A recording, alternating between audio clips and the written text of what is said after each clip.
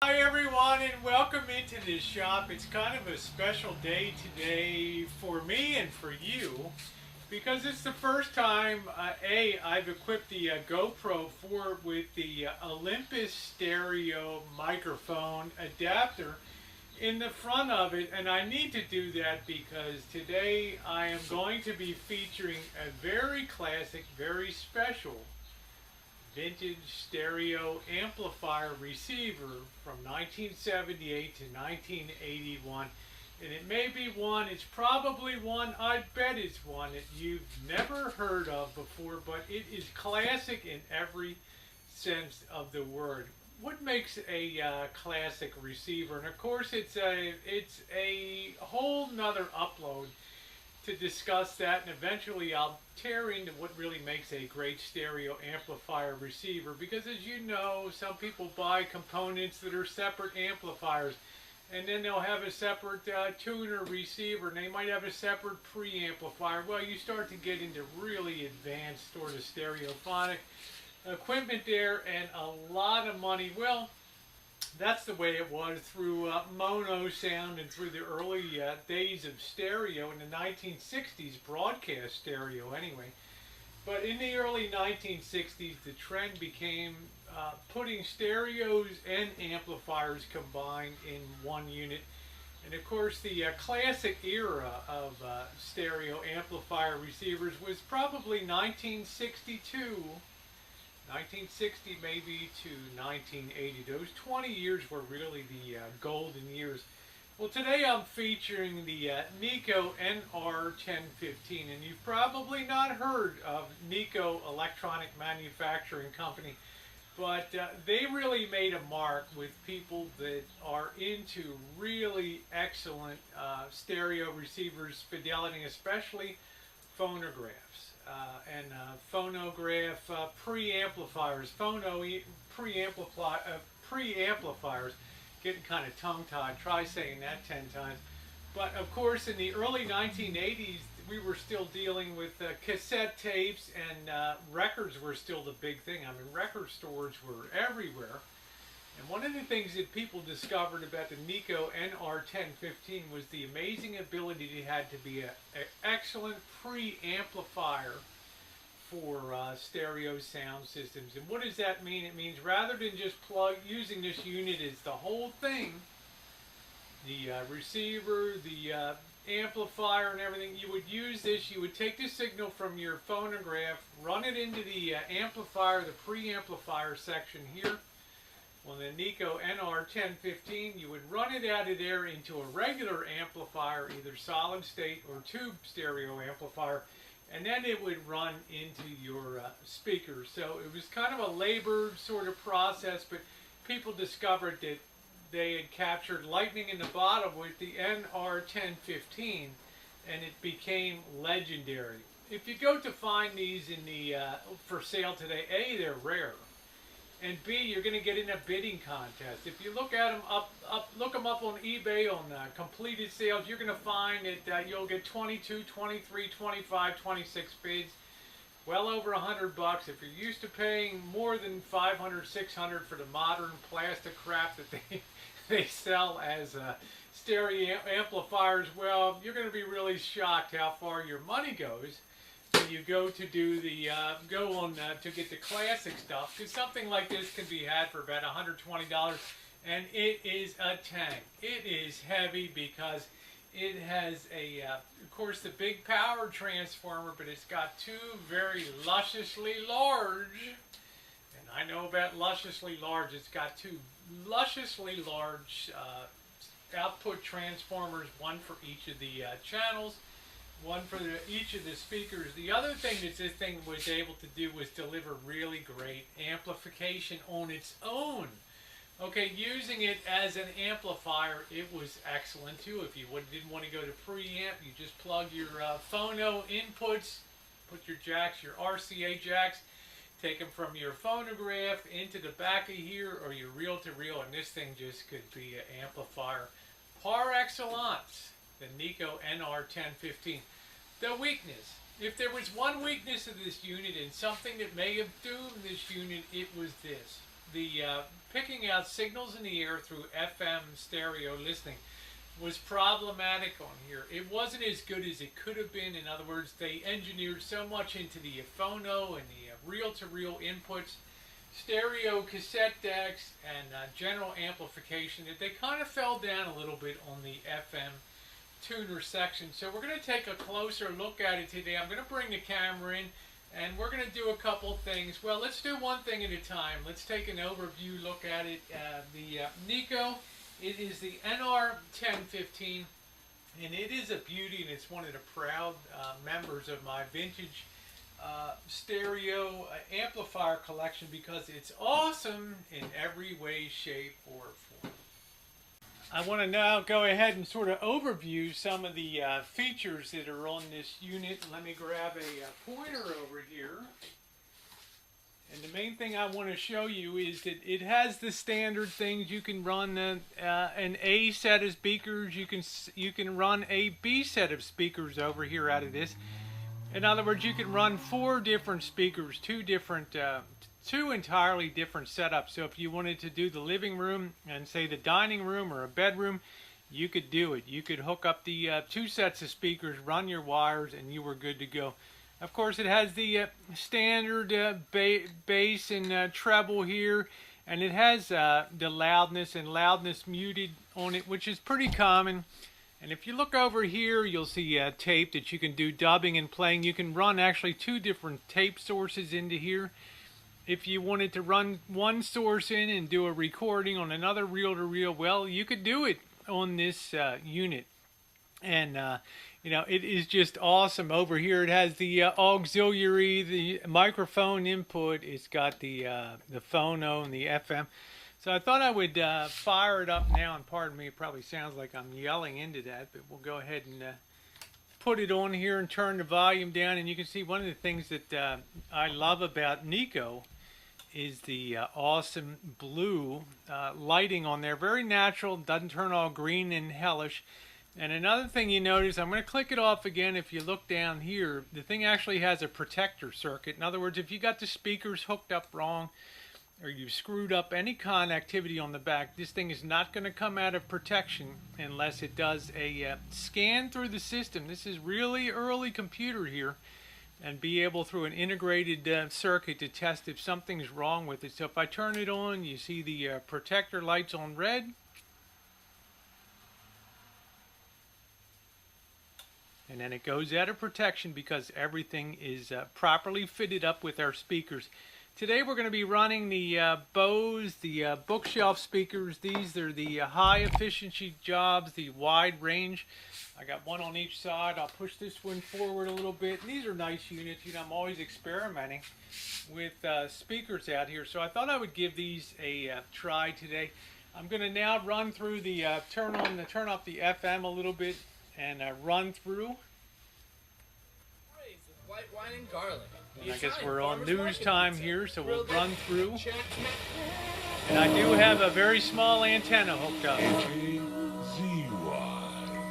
Sebastopol.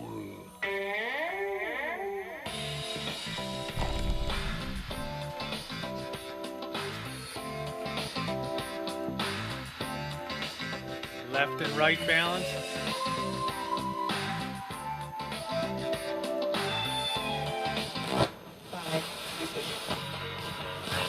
See,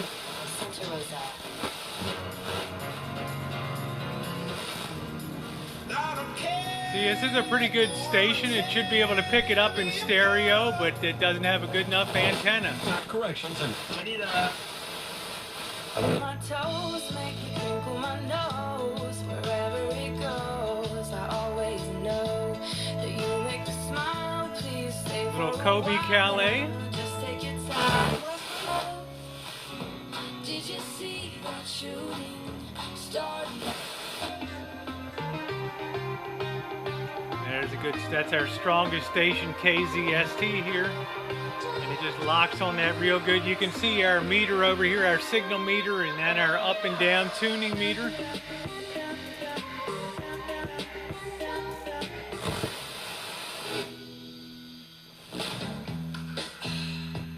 This is our classic rock station.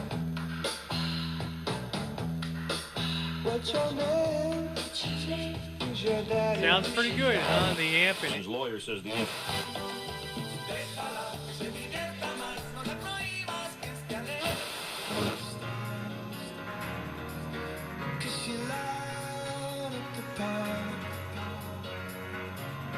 Just a beautiful, beautiful receiver to have on the shelf.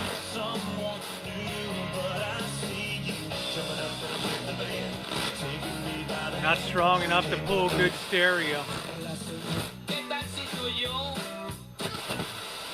The U.S.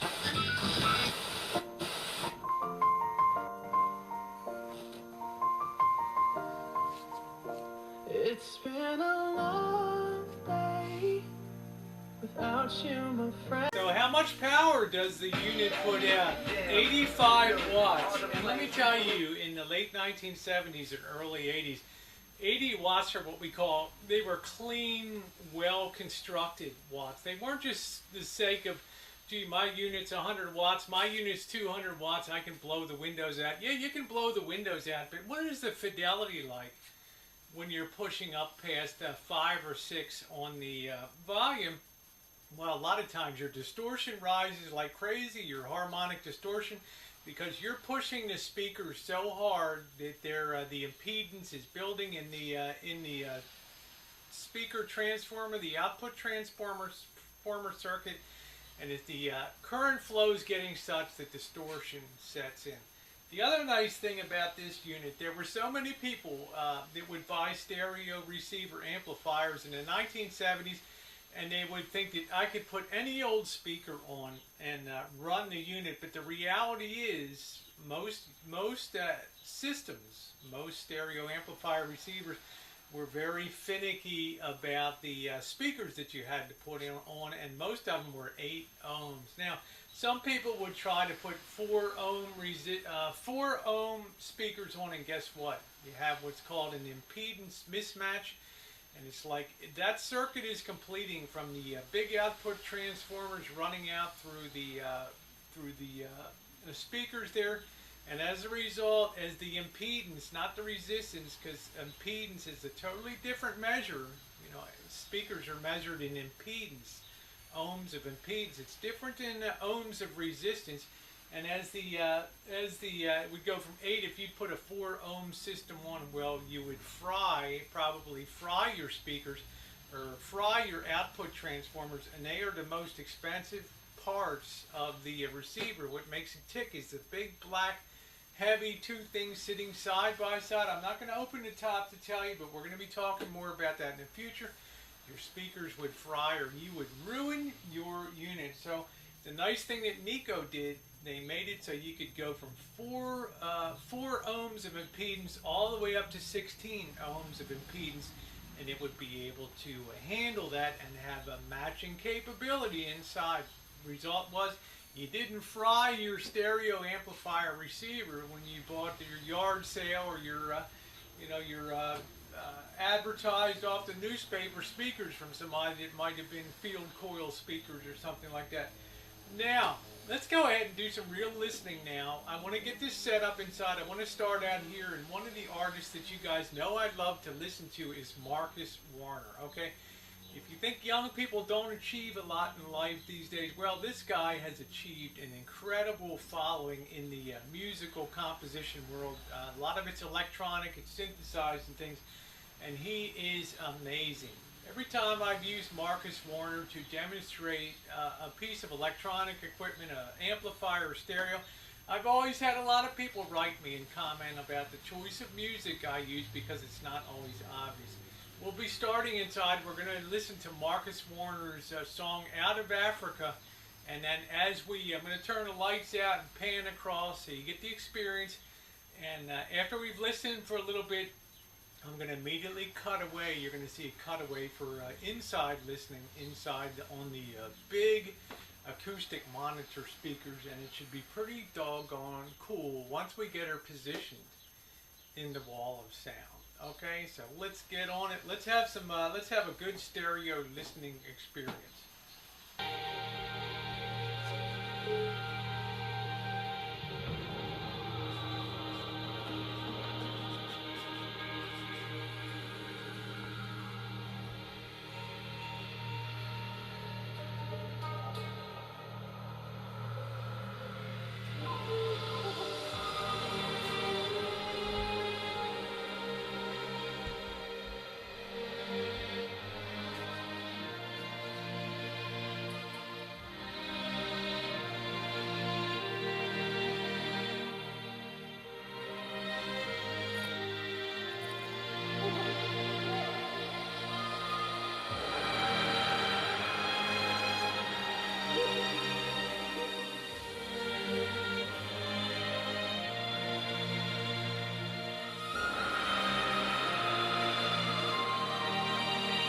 treble and bass.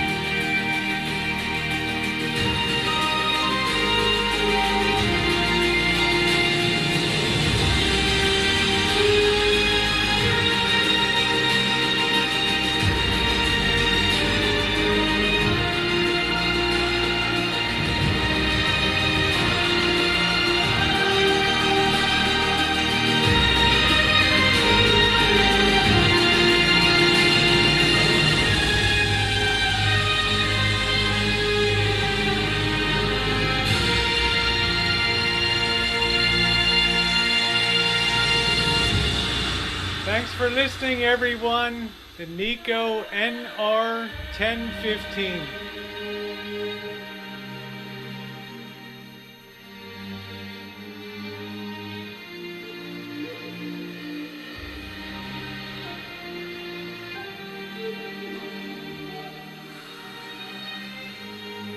On the wall of sound.